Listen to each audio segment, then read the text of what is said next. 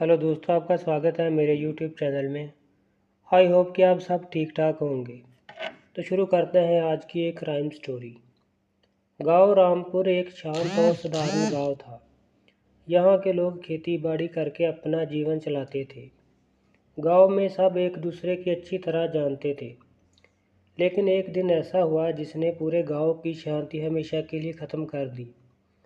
गांव में सुरेश नाम का एक मेहनती आदमी रहता था। वह अपनी पत्नी सीमा और छोटे भाई अमित के साथ रहता था। सुरेश का स्वभाव बहुत ही अच्छा था, इसलिए गांव में हर कोई उसे सम्मान करता था। लेकिन गांव में ही राकेश नाम का एक आदमी भी रहता था, जो बहुत ही लालची और गुस्सैल स्वभाव का था। कुछ साल पहले सुरेश और राकेश के बीच ज़मीन को लेकर झगड़ा हुआ था।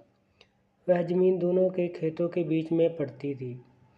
सुरेश कहता था कि वह ज़मीन उसके पिता की है, जबकि राकेश दावा करता था कि वह ज़मीन उसके परिवार की है।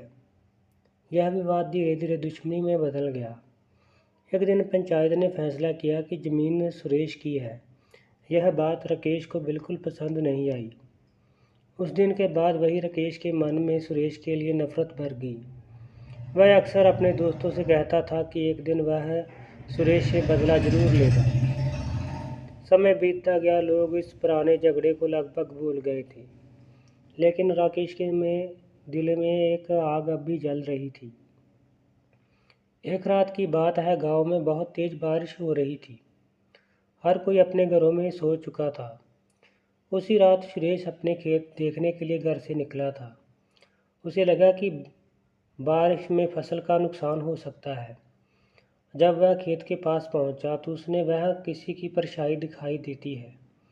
सुरेश ने आवाज़ लगाई कि कौन है वहाँ, लेकिन कोई जवाब नहीं आया। अचानक पीछे से किसी ने उस पर जोर से हमला कर दिया। सुरेश जमीन पर गिर पड़ा। अंधेरे में उसे ठीक से कुछ दिखाई भी नहीं दे रहा था। हमलावर ने उसके ऊपर कई बार चाकू से वार किए। कुछ ही मिनटों में सुरेश की वहीं मौत हो गई। हमलावर तेजी से अंधेरे में गायब हो गया।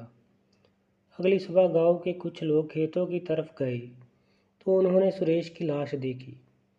यह देखकर पूरे गांव में हड़कंप मच गया। खबर तुरंत पुलिस तक पहुंच गई। पुलिस इंस्पेक्टर राजीव अपनी टीम के साथ मौके पर पहुंचे। उन्होंने चारों तरफ जांच करनी शुरू की। सुरेश की पत्नी सीमा और भाई अमित का रो रो कर बुरा हाल था। इंस्पेक्टर राजीव ने सबसे पहले परिवार से पूछताछ की। सीमा ने रोते हुए कहा कि साहब, सुरेश का किसी से झगड़ा नहीं था, वह बहुत ही अच्छे इंसान थे। लेकिन अमित ने धीरे से कहा कि साहब, कुछ साल पहले राकेश ने ज़मीन को लेकर बहुत बड़ा झगड़ा हुआ था। यह सुनते ही इंस्पेक्टर राजीव को शक हो गया। उन्होंने तुरंत राकेश को थाने बुलाने का आदेश दिया। जब राकेश थाने पहुंचा तो वह बिल्कुल सामान्य दिख रहा था। उसने कहा कि साहब, मुझे इसके बारे में कुछ भी नहीं पता। मैं तो कल अपने घर पर ही था। पुलिस ने उसकी बात तो सुन ली, लेकिन शक अभी भी ख़त्म नहीं हुआ था। जांच के दौरान पुलिस को खेत के पास एक खून लगा हुआ रुमाल मिला। इस रुमाल पर आर अक्षर लिखा हुआ था। इंस्पेक्टर राजीव को लगा कि यह कोई बड़ा सुराग हो सकता है। जब पुलिस की नज़रें राकेश पर और ज़्यादा टिक गई, लेकिन असली सच अभी सामने आना बाकी था। और यह सच इतना खतरनाक था कि पूरे गांव को हिला के रख दिया। सुरेश की हत्या के बाद पूरा गांव डर और हैरानी में था। हर कोई जानता था कि राकेश सुरेश को किसने मारा है। पुलिस इंस्पेक्टर राजीव ने तय कर लिया कि वह इस केस का सच जल्दी ही सामने लाकर रहेंगे। पुलिस ने सबसे पहले राकेश के घर पर नज़र रखनी शुरू की, क्योंकि गांव में सबसे बड़ी दुश्मनी उसके सुरेश से थी। लेकिन सिर्फ शक के आधार पर ही किसी को गिरफ्तार नहीं किया जा सकता था।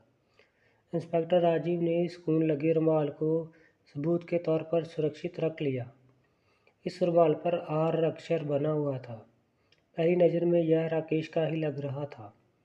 पुलिस ने राकेश के फिर से पूछताछ की। इंस्पेक्टर राजीव ने सख्त आवाज़ में कहा कि सच सच बताओ राकेश, उस रात तुम कहाँ थे? राकेश ने शांत रहने की कोशिश करते हुए कहा कि साहब, मैं घर पर ही था, मेरी पत्नी भी बता सकती है। पुलिस ने उसकी पत्नी से पूछताछ की। उसने भी यही बात दोहराई, लेकिन इंस्पेक्टर राजीव को उनकी बातों पर पूरा भरोसा नहीं हो रहा था। उधर अमित अपने भाई की मौत से बहुत दुखी था। वह हर समय वही सोचता था कि आखिर उसके भाई का कत्ल किसने किया। जांच आगे बढ़ती है तो पुलिस से एक और सुराग मिलता है। खेत के पास रहने वाले एक बुजुर्ग किसान ने बताया कि उसने उसी रात किसी को भागते हुए देखा था। इंस्पेक्टर राजीव ने पूछा कि तुम्हें कौन दिखा था उस रात। बुजुर्ग ने कहा कि अंधेरा बहुत था साहब, लेकिन मुझे लगा कि राकेश जैसा था वो कोई आदमी। अब पुलिस का शक और भी गहरा हो गया। अगले दिन पुलिस ने राकेश के घर की तलाशी ली। तलाशी के दौरान उन्हें एक चाकू मिला जिस पर खून के निशान थे। राकेश घबरा गया। इंस्पेक्टर राजीव ने गुस्से से कहा कि अब सच बताओ राकेश, वही चाकू सुरेश को मारने के लिए इस्तेमाल हुआ है ना? राकेश कुछ देर चुप रहा, फिर उसकी आंखों में गुस्सा दिखाई देने लगा। आखिरकार वह बोल ही पड़ा, हाँ साहब, उसको मैंने ही मारा है। यह सुनकर सब लोग हैरान रह गए। राकेश ने बताया कि उसने मेरी ज़मीन मुझसे छीन ली थी। पंचायत ने उसका साथ दिया था। उस दिन से मैंने तय कर लिया था कि मैं उससे बदला लेकर ही रहूँगा। उसने आगे बताया कि उस रात वह पहले ही खेत से पास छिपकर बैठा था। उसे पता था कि बारिश में सुरेश अपने खेत देखने जरूर आएगा। जैसे ही सुरेश वहां पहुंचा तो राकेश ने पीछे से उस पर हमला कर दिया। गुस्से और बदले की आग में उसने कई बार चाकू से उस पर वार किए। कुछ ही मिनटों में सुरेश की मौत हो गई। राकेश ने कहा कि इस समय मुझे सिर्फ बदला चाहिए था, मैंने यह भी नहीं सोचा कि इसके बाद क्या होगा। पुलिस ने तुरंत राकेश को गिरफ्तार कर लिया। कुछ महीनों बाद कोर्ट में केस चला।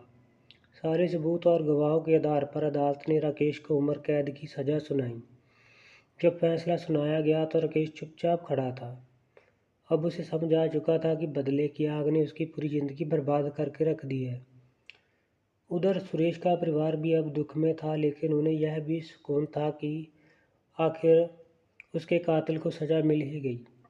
इस घटना के बाद पूरे गांव में एक बड़ी सीख मिलती है कि नफ़रत और बदले की भावना इंसान को सिर्फ बर्बादी की तरफ ही ले जाती है। इसी के साथ यह कहानी समाप्त होती है। दोस्तों प्लीज़ चैनल को सब्सक्राइब, लाइक, शेयर और कमेंट करना मत भूलिएगा।